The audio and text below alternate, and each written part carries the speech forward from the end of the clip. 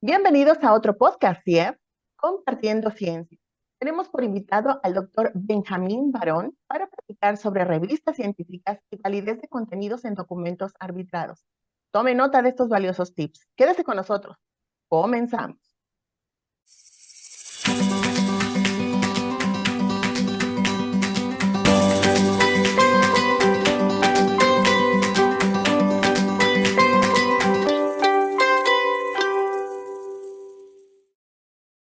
Doy la bienvenida al doctor Benjamín Barón Belandia, catedrático universitario en investigación y epistemología.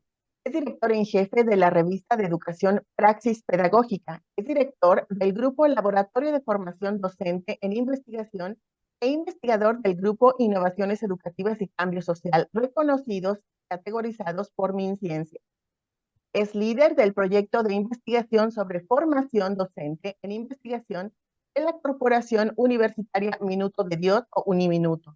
Es investigador del Centro Internacional de Investigación para el Desarrollo de Educación, por sus siglas CIDE, de Estados Unidos y Colombia. Doctor, un gusto tenerlo de vuelta en este espacio. Bienvenido.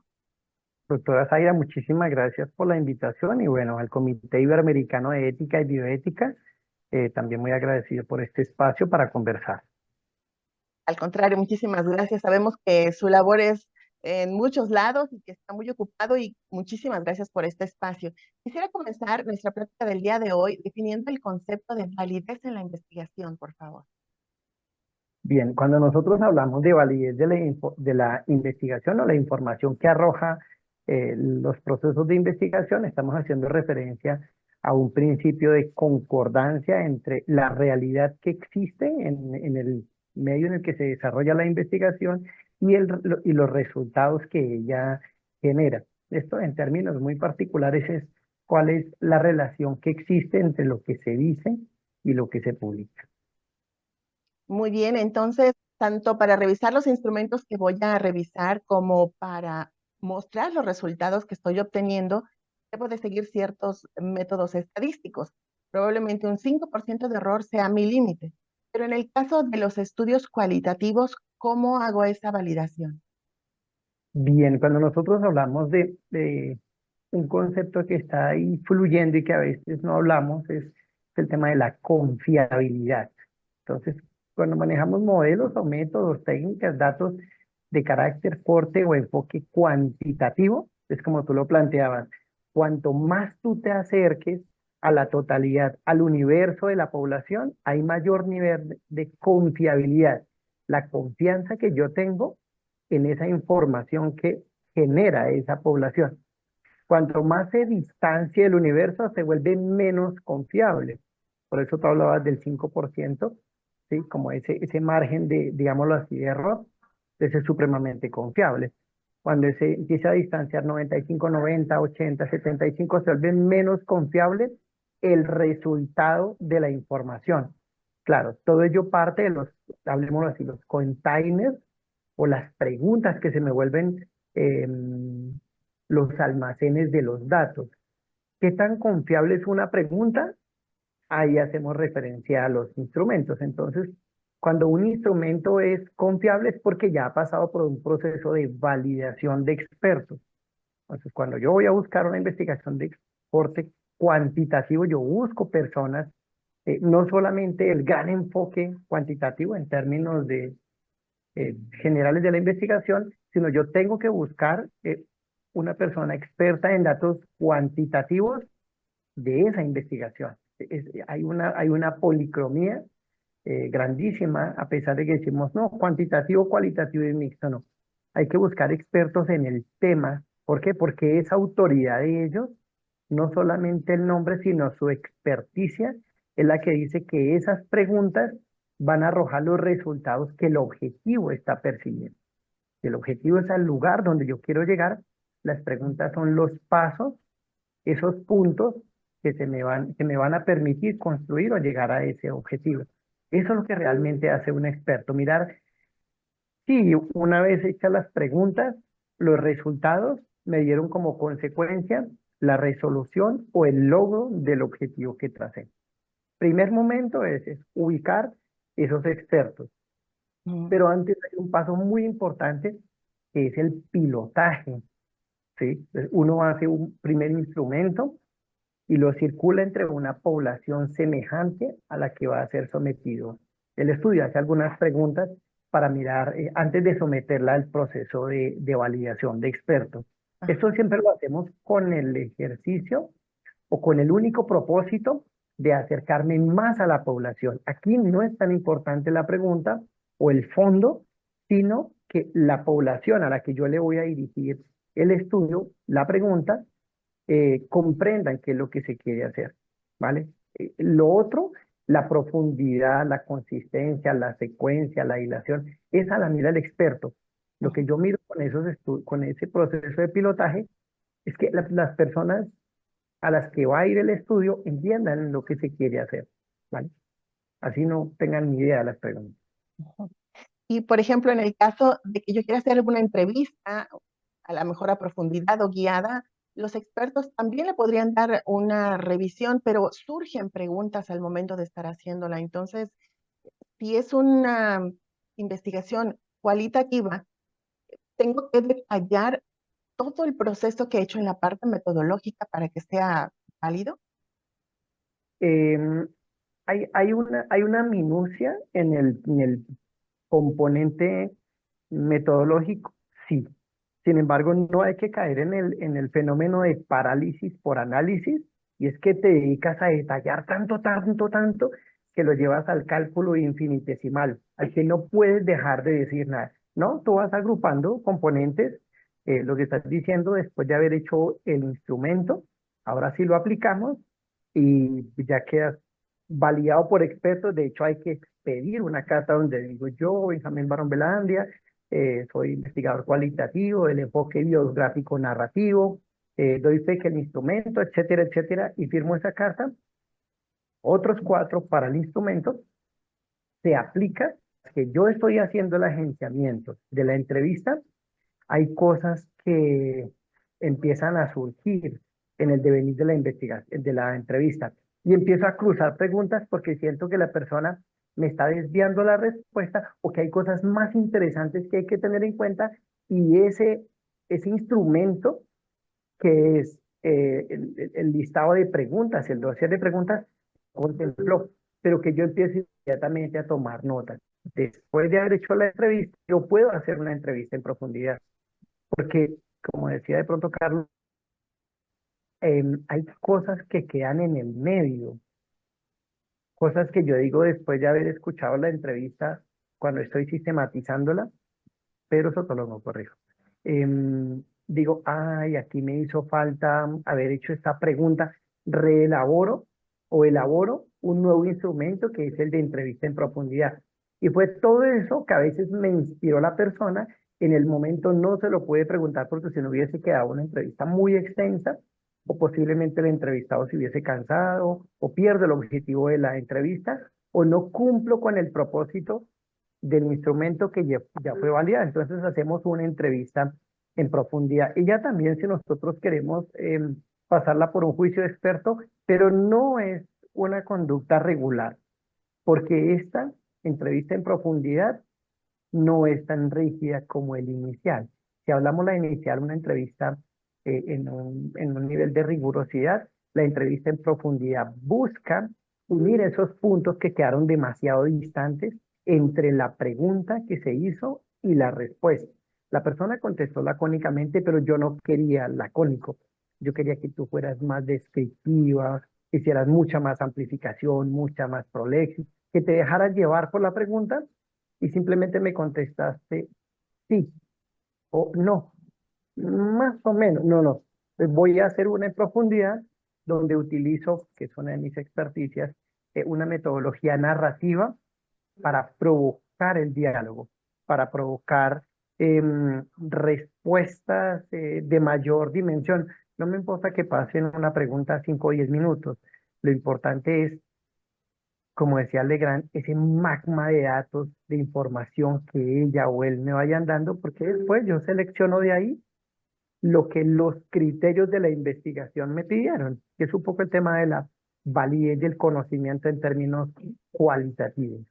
Cuando yo establezco mis criterios, y no me distancio tanto. Fíjense que acá es directamente proporcional a lo que hace un instante hablabas y hablábamos de la muestra, ¿no? Si yo pongo 10 criterios, pero cuando empiezo a ejecutar la investigación me empiezo a distanciar y casi que hay una borrosidad que ya no se ven. Ahí no hay una confiabilidad de los resultados de la investigación versus los propósitos de la investigación. Ahí tiene que haber un match, tiene que haber una coincidencia, una correlación, como lo quieran llamar. No hay una univocidad frente a ese concepto. Muy bien, y al respecto, pues hemos hablado de la importancia de la revisión de pares cuando ya se va a hacer una publicación. Y en este caso, como evaluador, yo a lo mejor sí soy experta en el área en la que estoy revisando el artículo, pero a lo mejor no he profundizado demasiado en el enfoque que este científico le está dando. ¿Qué debo de tomar en cuenta para asegurar esa validez? Bueno, esa parte es muy importante porque yo soy investigador, soy autor y soy editor científico.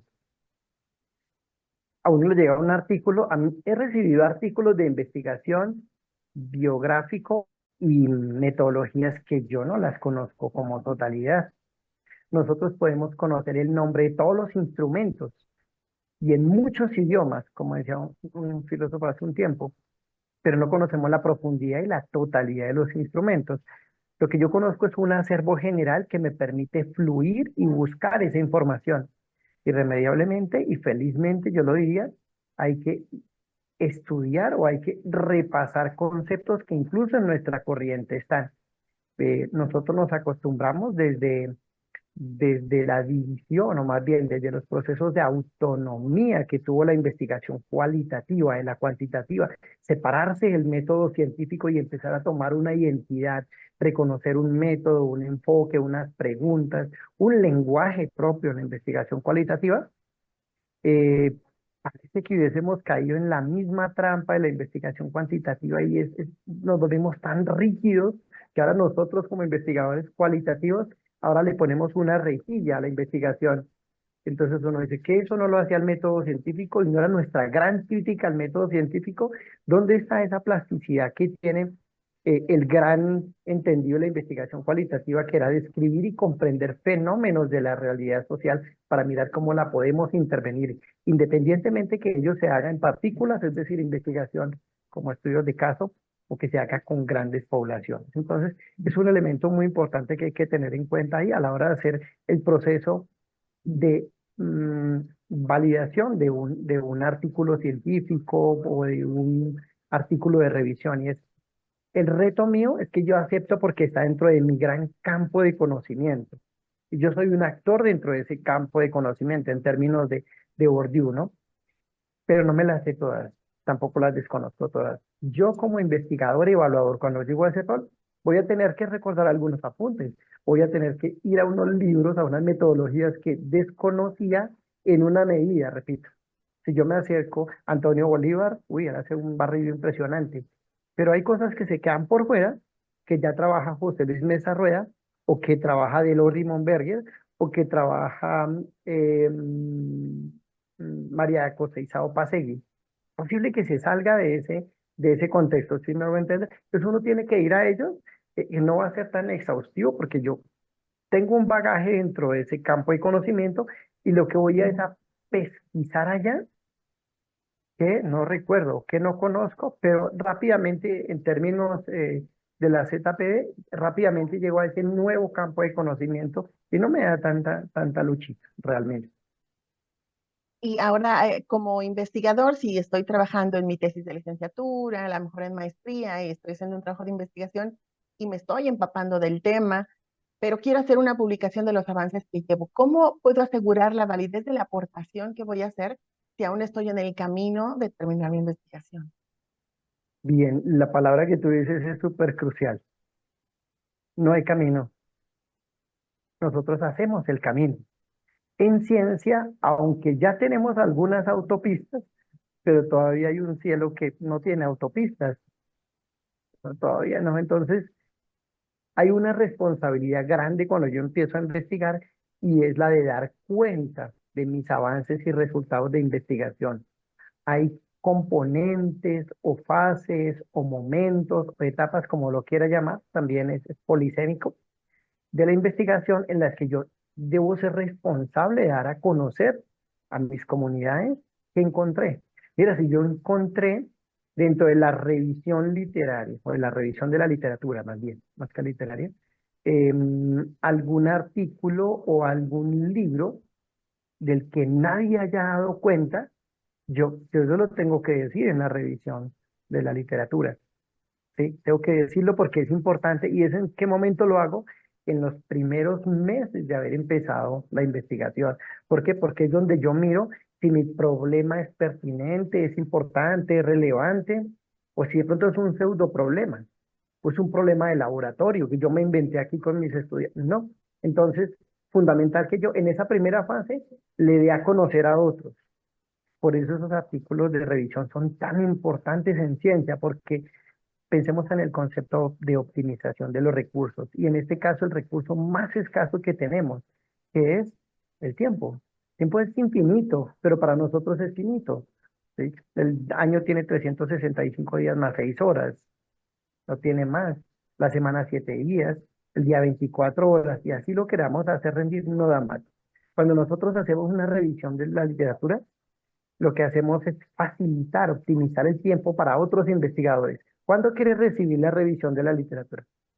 ¿Cuando estás trabajando o cuando ya terminas? Cuando la quieres ya, hay cosas que se pueden sacar ya en time, que es justo a tiempo. Y el justo a tiempo es, agoto la revisión, refino y envío para que una revista lo revise. Porque hay investigadoras e investigadores que están esperando que alguien haga ese trabajo. Yo lo puedo actualizar. Es un poco el tema de las revisiones vivas, ¿no? Las revisiones que se pueden hacer en algún tiempo y se suspenden.